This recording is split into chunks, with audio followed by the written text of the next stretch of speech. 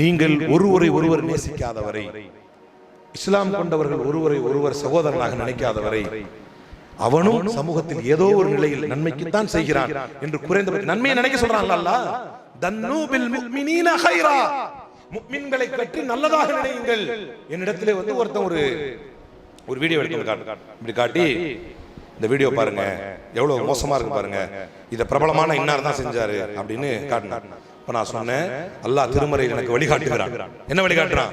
இவன் என்னுடைய சக முஸ்லிம், இது ஆராயறதுக்கு நான் ஒன்னும் டெக்னிக்கல் எக்ஸ்பர்ட் கிடையாது, இது ஆராய்ச்சி பாக்குறதுக்கு நான் ஜட்ஜோ கோர்ட்டோ கூட கிடையாது, என்கிட்ட வழக்கா வந்திருக்கு ஆராய்ச்சி பாக்குறதுக்கு. இஸ்லாத்தின் அடிப்படையில் நான் சொல்கிறேன், இன் ஹாதா இல்லா இஃப்கும் முபீன், இது திட்டவட்டமான பொய் என்று நான் சொல்கிறேன். நமக்கு நிலைப்பாடு என்ன? நம்மளுக்கு பிடிக்காத ஒருத்தரை பத்தி ஒரு செய்தி வந்துருச்சுன்னா அதை உடனே இதுக்கு தான் சொல்றது, இந்த கொள்கை ஏற்று போனால் இப்படித்தான் ஆகும், இவன் அரசியலுக்கு போனா இப்படித்தான் ஈமான் இல்லாம நிப்பான், இவன் இப்படி போனா இப்படித்தான் மார்க்கம் இல்லாம நிப்பான்.